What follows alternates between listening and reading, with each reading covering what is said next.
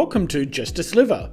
Here's a sliver of everything bagel seasoning with a bonus look at how to make bagels. For filming purposes, I'm going to put them in separate ramekins. First up, 2 tablespoons of sesame seeds, 1 tablespoon of nigella seeds, 1 teaspoon of coarse dry garlic, 1 teaspoon of coarse dry onion, and 1 teaspoon of sea salt flakes. I'm now going to combine that in one large ramekin.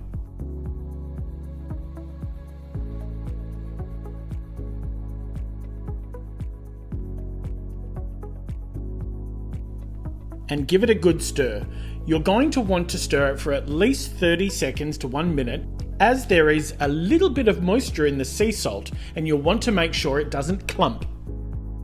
And then that can wait until we make our bagels. If you want to watch the real-time cooking tutorial on bagels, click the banner above. So I'm cutting into roughly 150 grams each, then making sure it's in the shape of a wheel, then pushing my index finger and thumb together to create the hole and widening just a little before dropping into some hot water with honey. They'll be in there for about 2 minutes.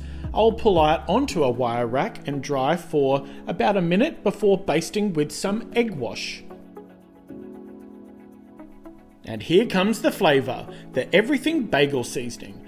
So you want to scatter this on quite liberally because some of it will come off once it comes out of the oven. You will have some leftover seasoning, so put in an airtight container so you can use at a later date, probably tomorrow when you make more fresh bagels. And this will keep for months at a time.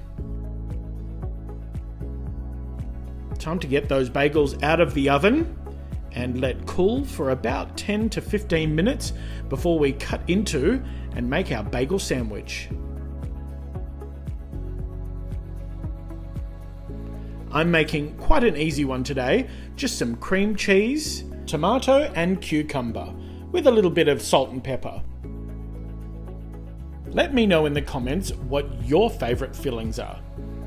There's plenty more scrumptious food to cook right here on Sliver and Bite TV on YouTube. Thanks for joining me for Just a Sliver, everything bagel seasoning, and a bonus look at how to make bagels. See you soon.